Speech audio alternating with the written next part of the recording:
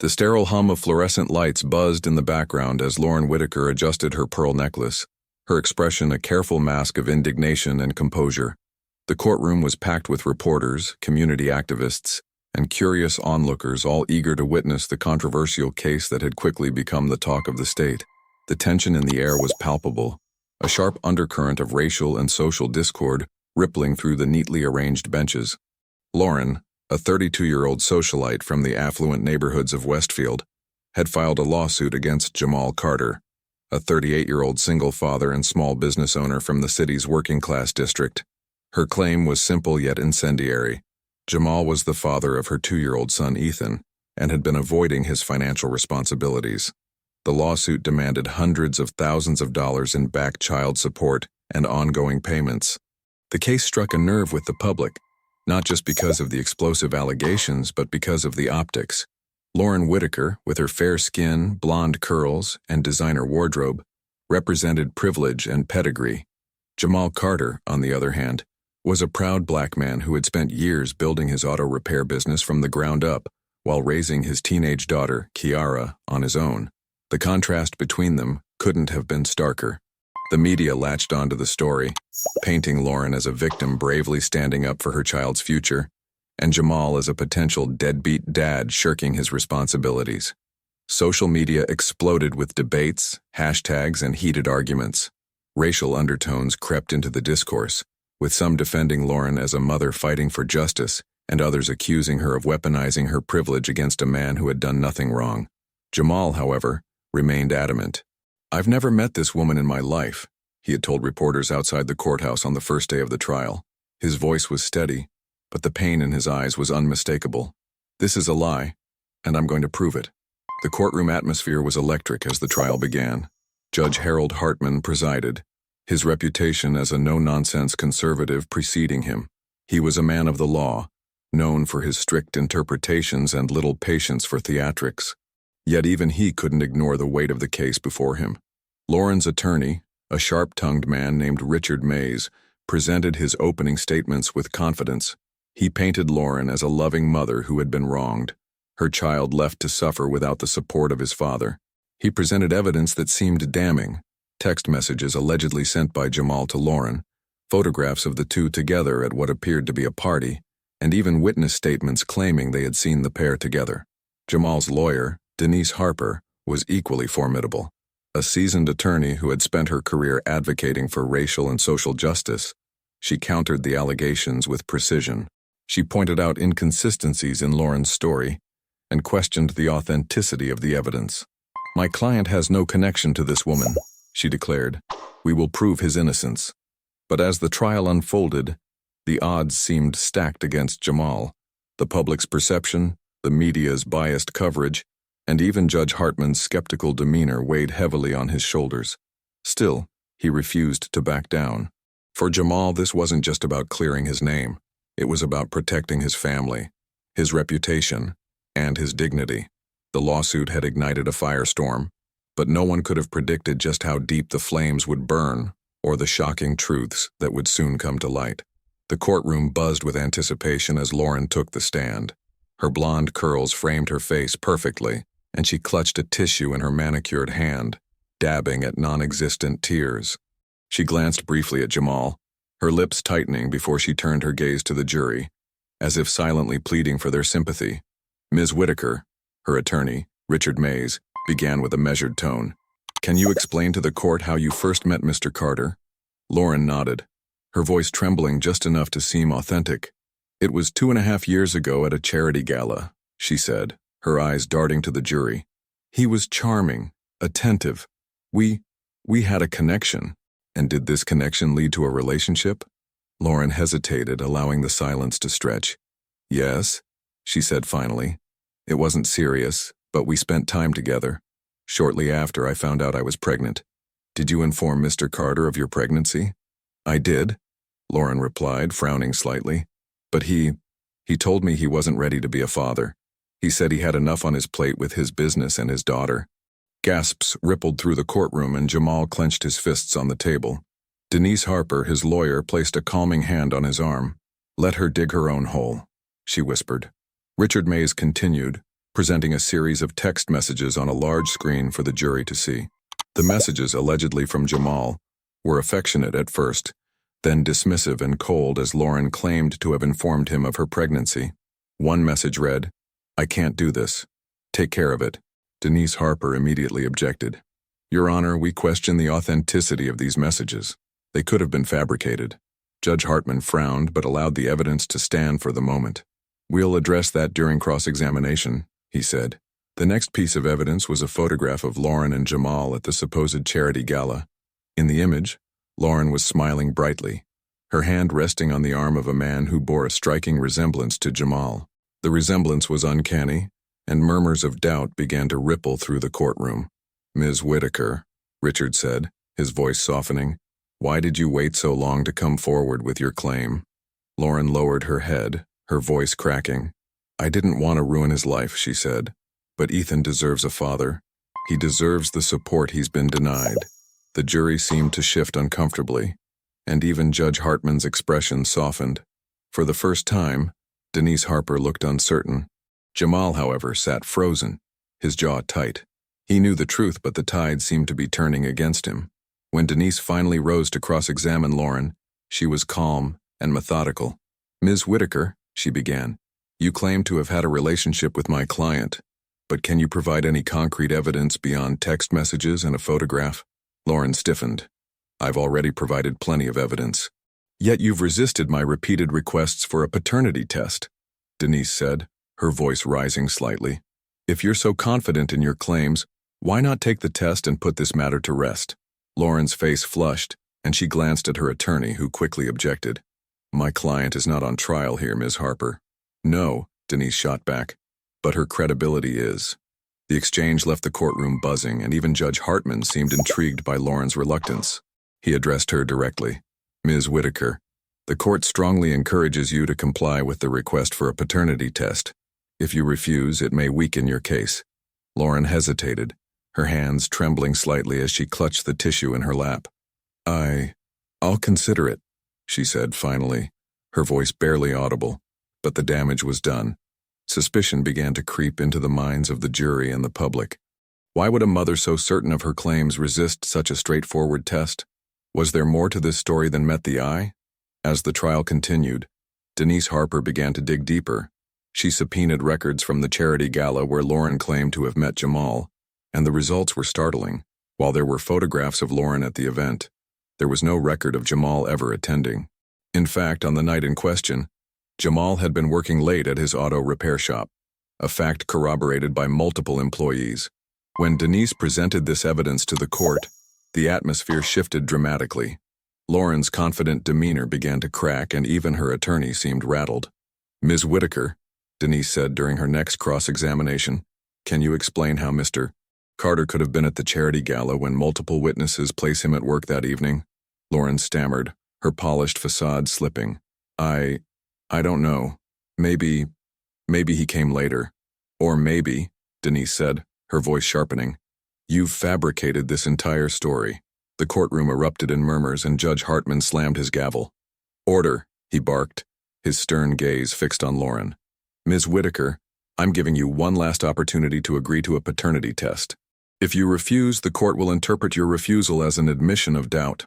Lauren hesitated, her knuckles white as she gripped the edge of the witness stand. Finally, she nodded. "Fine," she said through gritted teeth. "Do the test." Jamal exhaled a shaky breath, his shoulders relaxing slightly. The tide was beginning to turn, but the battle was far from over.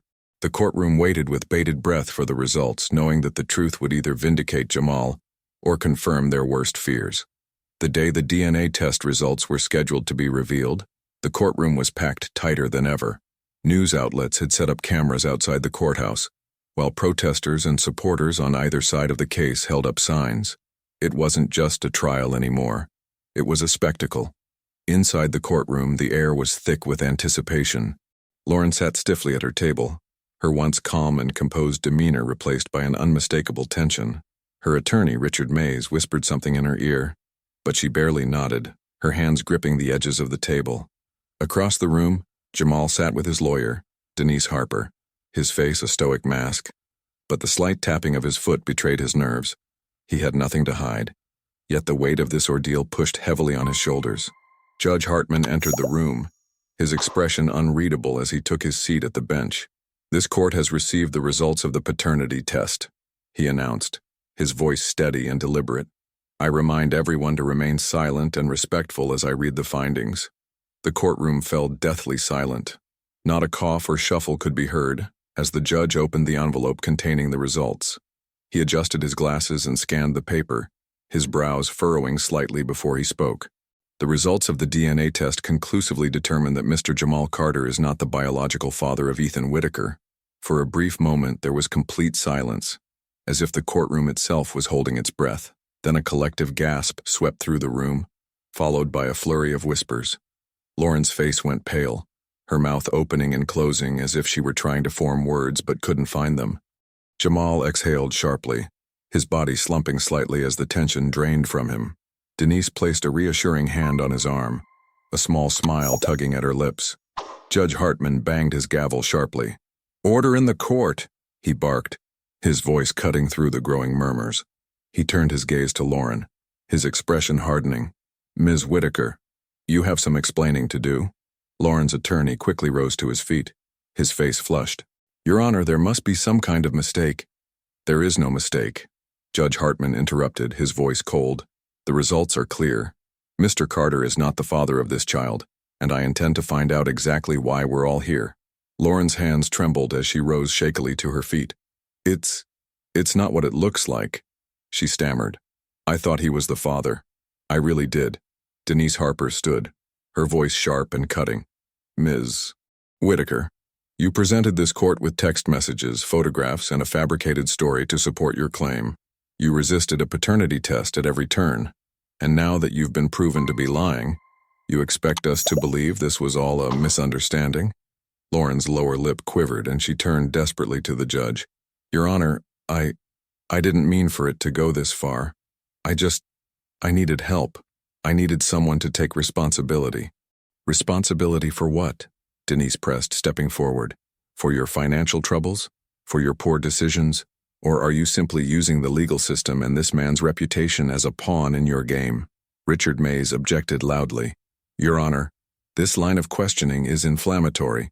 "Sit down, Mr. Mays," Judge Hartman snapped, his patience clearly worn thin.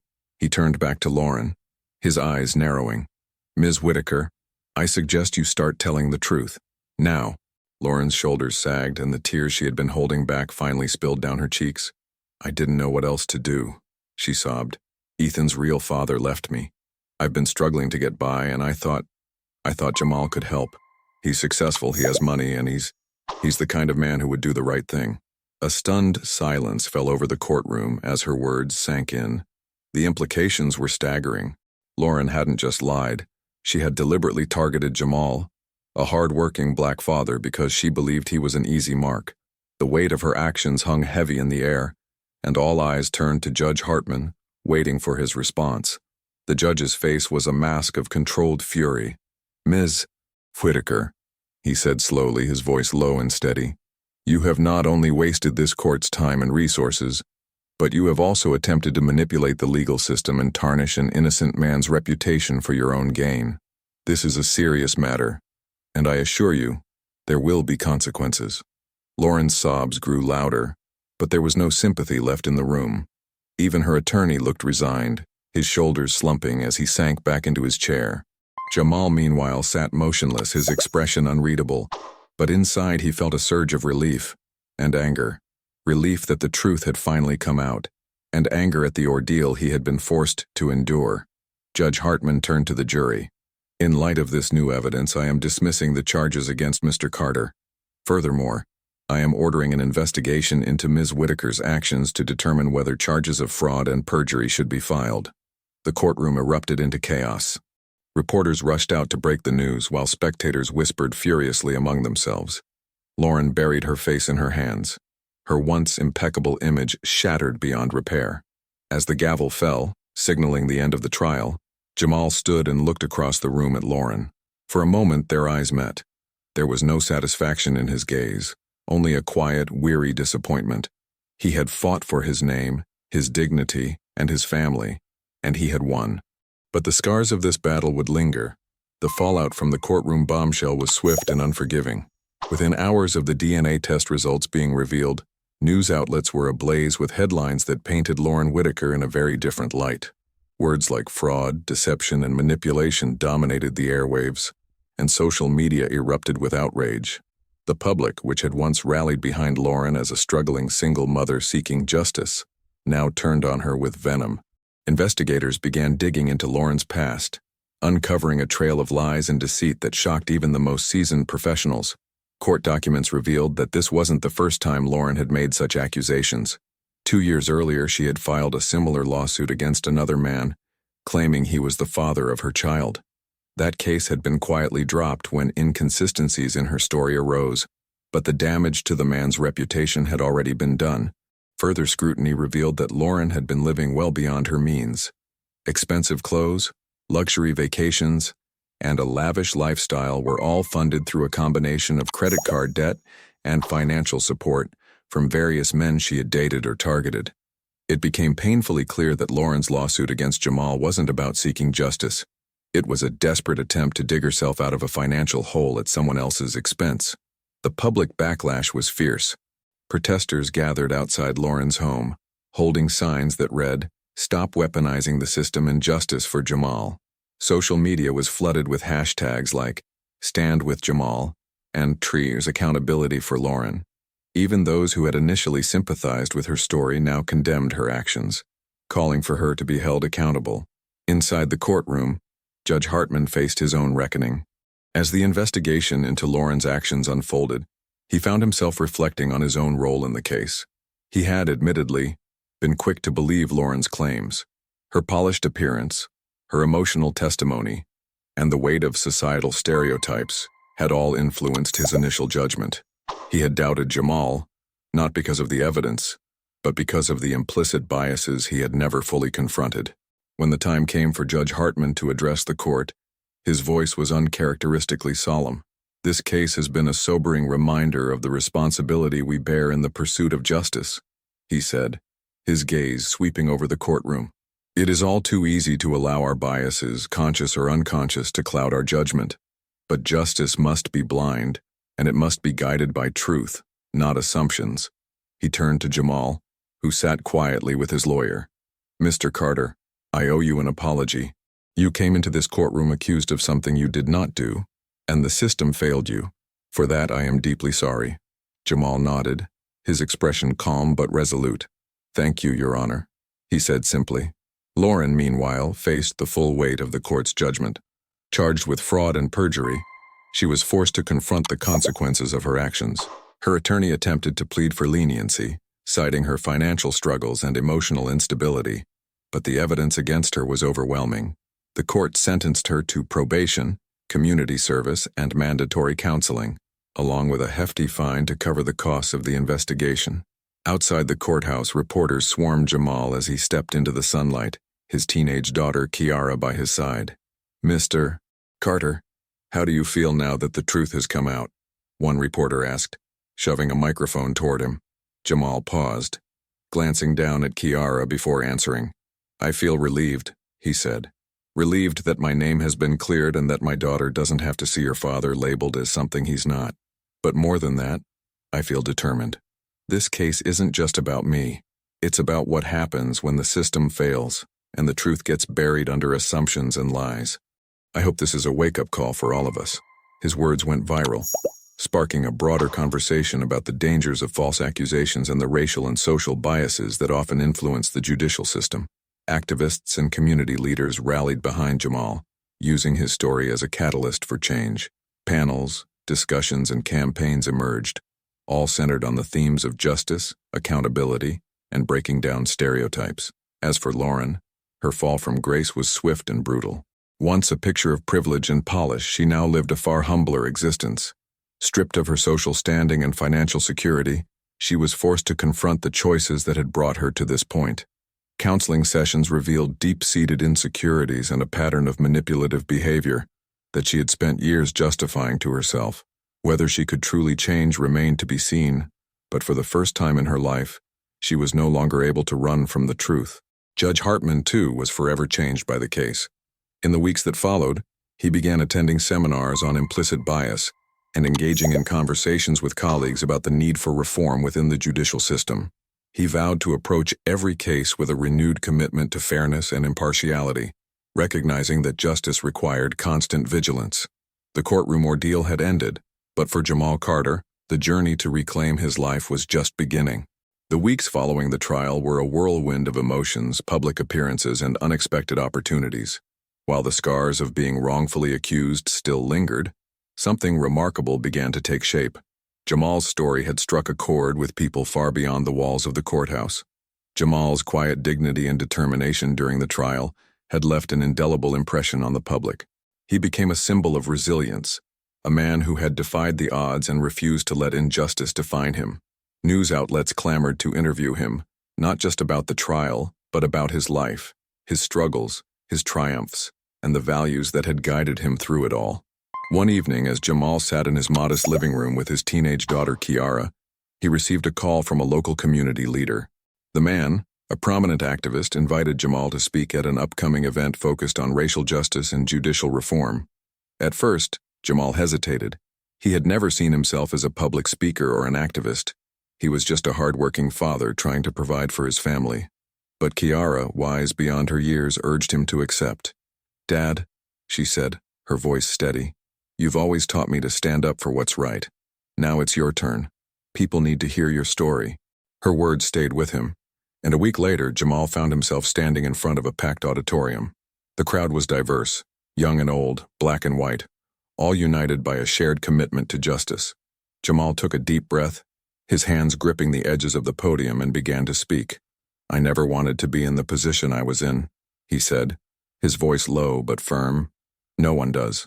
But when you're faced with injustice, you have two choices. You can let it break you, or you can fight back. I chose to fight, not just for myself, but for my family, and for the truth." He spoke about the pain of being falsely accused, the frustration of feeling powerless in a system that seemed biased against him, and the strength it took to keep going. But he also spoke about hope, the hope that truth and justice could prevail, even in the face of overwhelming odds. By the time he finished, the audience was on its feet, applauding and cheering. Jamal's words resonated deeply, sparking conversations that would ripple far beyond that single event. His story became a catalyst for change, inspiring grassroots movements and initiatives aimed at addressing racial bias and strengthening safeguards against false accusations. Meanwhile, Judge Hartman's transformation continued to unfold. Deeply moved by the case, he became an advocate for judicial reform within his own sphere of influence. He pushed for mandatory training on implicit bias for judges and lawyers, recognizing that the pursuit of justice required constant self-reflection and growth. His colleagues noted a shift in his demeanor. He was no longer the rigid, by-the-book judge they had once known, but a man who approached each case with a renewed sense of fairness and empathy. As for Lauren, her life had taken a very different turn. The legal consequences of her actions served as a wake-up call, forcing her to confront the harm she had caused not just to Jamal, but to herself and her child. Counseling sessions revealed layers of insecurity and entitlement that had driven her manipulative behavior. Slowly, she began to acknowledge her mistakes and work toward becoming a better person. It was a long road, and while redemption wasn't guaranteed, she had taken the first steps. Back in his neighborhood, Jamal found a new sense of purpose. His auto repair shop, once just a means of providing for his family, became a hub for the community. He hired young people from the area, mentoring them and teaching them the value of hard work and integrity. Kiara, inspired by her father's resilience, excelled in school and began volunteering with local organizations advocating for social justice. Years later, when Jamal looked back on the ordeal, he didn't think of it as a tragedy but as a turning point. It had been painful, yes, and unfair, but it had also revealed the strength he didn't know he had.